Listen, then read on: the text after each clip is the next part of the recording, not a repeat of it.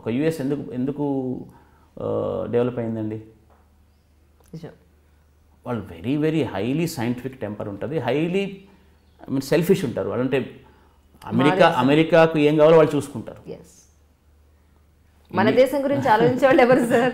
అంతే కదా, రాష్ట్రం గురించి దేశం గురించి ఆలోచించే వాళ్ళు ఎవరున్నారు చెప్పండి? నేనేది పూర్తి ఐడియాజం మాట్లాడలేదండి.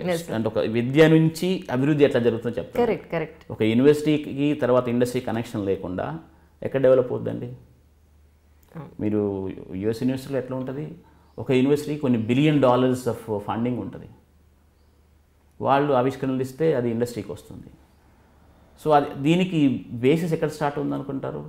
ప్రైమరీ ఎడ్యుకేషన్ దగ్గర స్టార్ట్ అవుతుంది. ప్రైమరీ ఎడ్యుకేషన్లోనే పిల్లలకి మూలాల నుంచి నేర్పించడం, అప్లికేషన్ నేర్పించడం, ఒక మంచి వాల్యూ సిస్టమ్ నేర్పించడం, ఇవి దెన్ ఫ్లరిష్.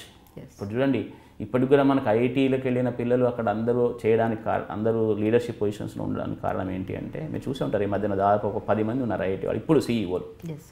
రీసెంట్గా మన ట్విట్టర్ సీఈఓ కూడా అతను young fellow, is from IIT. Okay, వాళ్ళంతా చేయడానికి కేవలం ఐఐటీకి వెళ్ళడం ఒకటైతే, ఐఐటీకి వెళ్ళడంలో ఏంటంటే దే బికమ్ డెసిషన్ మేకర్స్. ఆలోచన దృక్పథము, తర్వాత ప్రాబ్లమ్ సాల్వింగ్ స్కిల్స్ అన్నీ బాగా వచ్చిన పిల్లలు వాళ్ళు. At the same time Indian value system చూడండి, మన అమెరికన్స్ మన వాళ్ళకి ఉత్తిగానే ఇవ్వట్లేదు. They know these fellows are highly integrity ఉన్న పీపుల్ అని తెలుసు వాళ్ళకి.